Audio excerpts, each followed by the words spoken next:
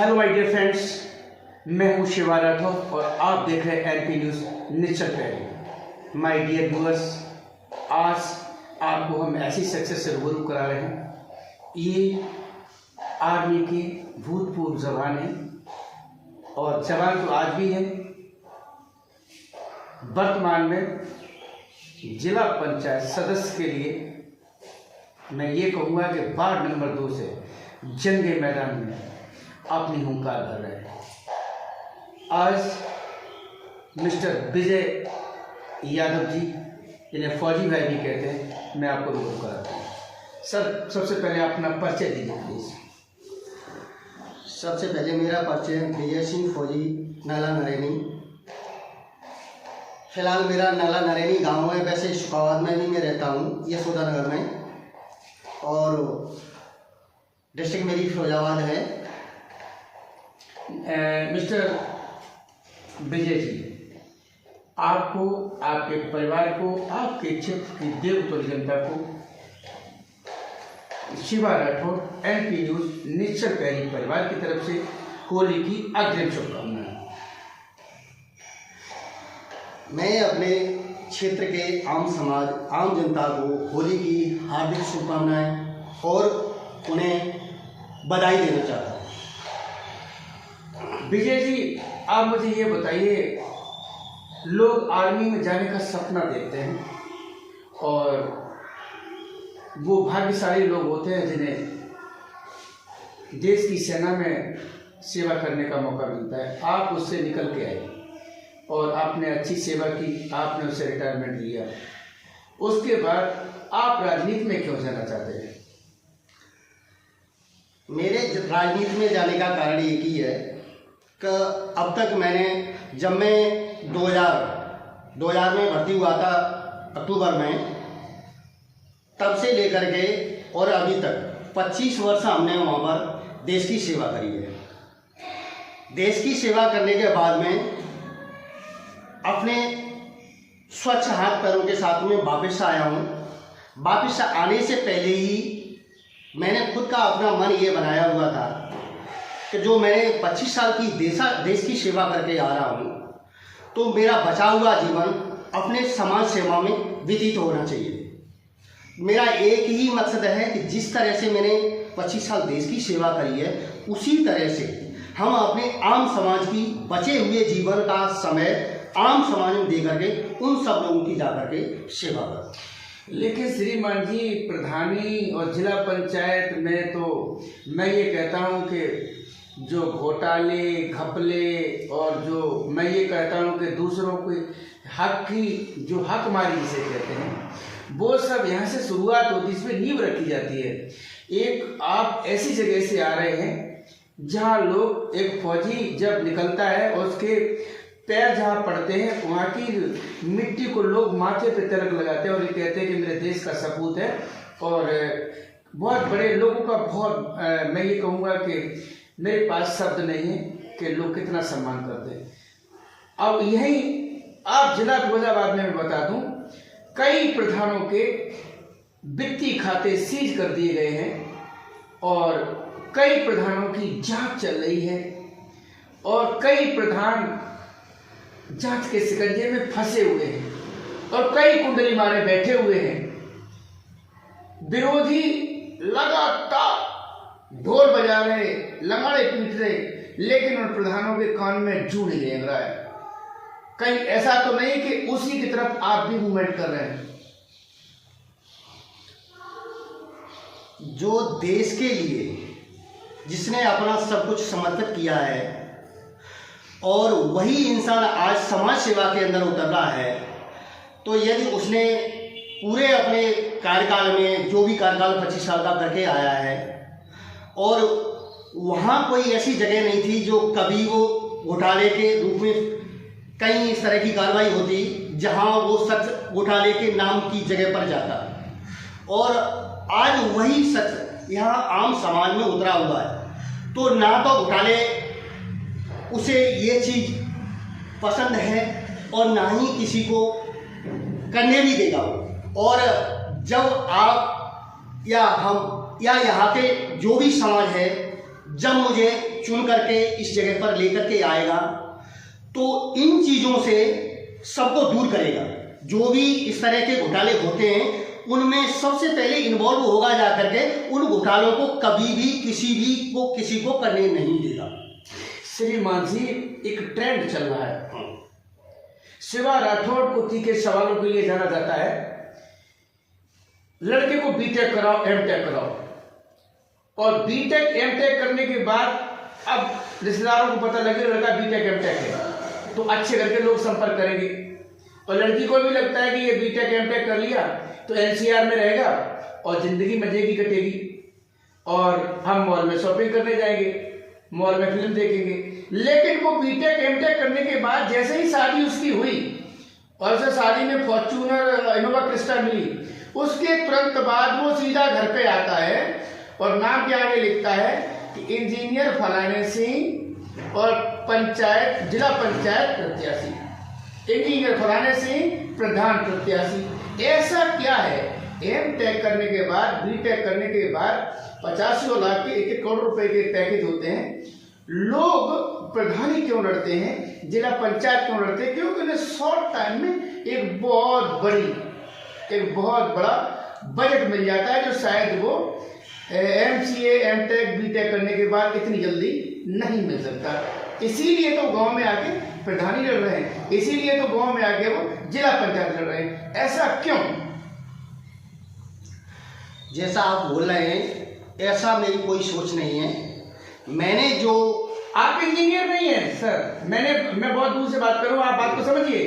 एक साथ उस लड़की के पिताजी के साथ छल, दूसरा उस लड़की के साथ छल, तीसरा उस गांव की जनता के साथ छल, और चौथा उस पंचायत के साथ छल, और छठवां जो उन्होंने विश्वास किया है लोगों उनके साथ छल। मैं वही तो आपको बताना चाहता हूँ।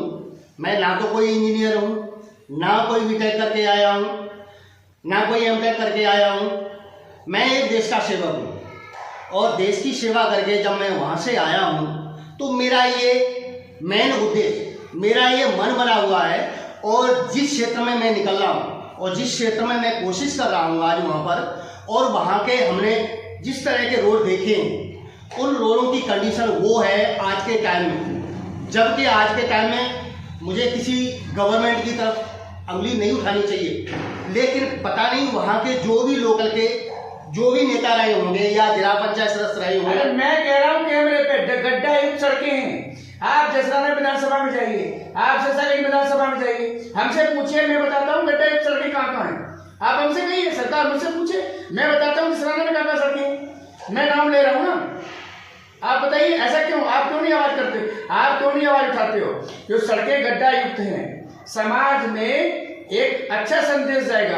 आप समाज सेवा करना चाहते हैं तो जो दबी, कुचली, शोषित, पीड़ित आवाज को बुलंद करिए। जो उसके हक पे डाका पड़ रहा है उसके खिलाफ लड़िए। लोग आपको सराह खोलेंगे, लोग आपको सर पे बिठाएंगे, लोग आपकी इज्जत करेंगे, लोग आपको अपना प्रतिनिधि बनाएंगे जब आप उनकी आवाज को बुलंद करेंगे। आज मैं वही आवाज को बुलंद करने के लिए इस क्षेत्र में निकला हुआ हूँ। जो हमारी वार्ड नंबर 2, जिसमें भारोल से उस साइड में जैसे नला, कद्दू, कोठी, सरोलिया, मड़ैया आ रही हैं, उनमें जाकर के मैं देख रहा हूँ तो आज के टाइम में वहाँ पर ऐसा दिखाई दे रहा है कि यहाँ कोई, चाहे वहाँ का कोई जिला पंचायत सदस्य हो, चाहे वहाँ के प्रधान हो, चाहे वहाँ के कोई भी विधायक हो या सांसद हो, उन्होंने जाकर के उधर की तरफ को देखा ही नहीं। आज की टाइम में वहाँ पर रोडें इस तरह की हो गई हैं कि मोटरसाइकिल भी ठीक से नहीं चल पा रही है, 4 व्हीलर की तो बात छोड़िए। और यदि इस बात को मैं झूठ बोल रहा हूँ तो पत्रकार महोदय आप जाकर के वहाँ पर इस चीज़ को देख सकते हैं। और इसी बात को उठाने के लिए, उन लोगों की इसी समस्याओं को आगे लेने के लिए, इसी वजह से मैंने उस वार्ड का चुनाव किया है। क्योंकि उस वार्ड का जब मैं प्रतिनिधि बनूंगा, और मेरा समय भी अब कम हुआ है, मैं भी अभी सेना से 31 अक्टूबर को निवृत्त हुआ था, 2025 में निवृत्त हुआ। उस दिन से जब मैं उस क्षेत्र में घूम रहा हूँ तो मुझे उस क्षेत्र की हालत ये दिखाई दे रही है कि इस तरह का उत्तर प्रदेश में कहीं भी इस तरह के रोड नहीं होंगे। इसीलिए मैंने वहाँ का ये क्षेत्र चुना है कि यहाँ के क्षेत्र के आम समाज, आम जनता की मैं आवाज़ को उठा करके और आगे तक ले जा सकूँ। उम्मीद तो करेंगे लोग आपसे, क्योंकि आप रिटायर्ड फौजी हैं और फौजियों की बात ही अलग होती है। मैं खुद ही आपको सैल्यूट करता हूँ, मैं बहुत सम्मान करता हूँ मैं फौजी भाइयों का। यकीन मानिएगा, आप उन गांव के नाम बताओ, मैं शिवा राठौर वहाँ जाऊँगा और वहाँ की सड़कों की, मैंने फिरोजाबाद जिले की बहुत सारी सड़कों के मैंने वीडियो दिखाए हैं। वहाँ काम चालू भी हो गए हैं और काम होने वाले भी हैं। अगर ऐसी कोई सड़क है, ऐसा कहीं पे अगर ऐसा टूटी पटी या कोई दिक्कत है, आप मुझे बताइए, मैं उसको हाईलाइट करूंगा, शासन प्रशासन के संज्ञान दूंगा, शासन प्रशासन के लोग भी उस पर नजर जाएगी, उस पर जरूर काम होगा। सरकार का जो अभियान है गड्ढा मुक्त सड़कें उत्तर प्रदेश की, ये धरातल पे होना चाहिए। इसके लिए मैं प्रयासरत हूँ और रहूंगा। आप अपने जीवन का गोल बताइए फौजी विजय सिंह जी। जैसे आपने गांव के नाम पूछे हैं, मैं आपको गांव के नामों से अवगत कराता हूं। आप भारोल से नला कद्दू के लिए आप चलेंगे तो वहाँ भारोल से जो मेन रोड है, उस रोड से जैसी रोड की स्टार्टिंग होगी, आप नला कद्दू में ये देखना कद्दू तक पहुँचने वाली रोड किस तरह की है, और वहीं से जो कोठी के लिए रास्ता जाता है, कोठी वाली रोड को देखना, वहाँ से सिरौलिया की देखना और वहाँ से मलैयन की देखना। ये जो 4 गांव हैं, 4 गांव की रोडों को देखना आप, और इस रोडों की जो आप भी मेरे साथ में यदि मुद्दा उठाना चाहते हैं तो इनको हाईलाइट करना, क्योंकि इन जगह पे जाकर के आज तक मुझे तो लगता नहीं कि किसी ने देखा होगा और वहाँ की स्थिति बहुत खराब है। और उससे भारोल से इधर परसरा के लिए, परसरा से आप होते हुए इधर सैंदनी के लिए, सरसोली के इधर के लिए आते हैं, तो यहाँ की भी रोड अच्छी नहीं है। आप गड्ढे मुक्त की तो बात कर रहे हो, मैं ये देख रहा हूँ तो वहाँ पर एक हाथ के गड्ढे गहरे, अंदर गाड़ियाँ घुस सकती हैं उसके अंदर, उस तरह की उनकी कंडीशन हो रखी है। और आप इसको चाहे स्वयं जाकर के देख सकते हैं या मेरे कहने पर विश्वास कर सकते हैं, नहीं तो आप पत्रकार महोदय वैसे भी हर जगह घूमते रहते हैं, तो आप पक्का इसको जाकर के देखें और देख करके यहाँ के आम समाज की आवाज़ को थोड़ा सा बुलंद करें, जिससे वहाँ की रोडें भी गड्ढा मुक्त हो सकें और आप और हम या और लोग जाकर के उन रोडों पर ठीक से चल सकें, जिसकी वजह से वहाँ जाने में सब लोग या जो भी राजनीतिक पार्टियाँ हैं वहाँ जाने में कतरा रही हैं, वो ठीक से वहाँ पर उन लोगों से जाकर के जा सकें और उनके पास में मिलकर के उनसे बातचीत कर सकें, उनकी समस्याओं का जाकर के समाधान भी थोड़ा बहुत कर सकें। श्रीमान जी, मैं शिवा राठौर दबी कुचली शोषित पीड़ित आवाज को बुलंद करने का काम करता हूं। मैं शासन प्रशासन को ये बताने का काम करता हूं कि यहाँ पे प्रॉब्लम है, जिससे उनको संज्ञान हो और उस पर एक्शन हो। अगर ये आवाज बुलंद करना जुर्म है तो ये जुर्म मैं बार बार करूंगा। और अगर दलित पीड़ित शोषित हक वंचितों की आवाज को बुलंद करना अगर कोई अपराध है तो ये अपराध शिवा राठौर बार बार करेगा। मेरा धर्म है कि मैं राष्ट्र की एकता अखंडता को ध्यान में रखते हुए अपने धर्म को और फर्ज को सही से निभाऊं। मैं आपको वचन देता हूं कि मैं उन रोडों पे जरूर जाऊंगा और वहां के लोगों को मिलके उस आवाज को जरूर बुलंद करूंगा। सर, मैं आपका आभार व्यक्त करता हूं कि आप यदि उन गांव की सड़कों पर जाकर के उनकी आवाज़ों को बुलंद करोगे और हमारे यहाँ के जो कमज़ोर लोग हैं, गरीब हैं, उनकी आवाज़ को आप ऊपर तक पहुँचा सकोगे, तो इससे बड़ा हमारे लिए और कुछ भी नहीं है। मैं इतना ही कह करके यहाँ पर आपको धन्यवाद देना चाहूँगा पत्रकार महोदय। और वैसे भी मैं गरीबों का, कमज़ोरों का मसीहा बना हुआ हूँ, इसीलिए मैं इस आवाज़ को भी उठाना चाहता हूँ और इसीलिए आपसे भी मैं विनम्र निवेदन कर रहा हूँ कि इस आवाज़ को दबाना मत, इस आवाज़ को उठा देना, सो आगे तक ये आवाज़ पहुँच सके और गरीब और कमज़ोरों का इससे भला हो सके।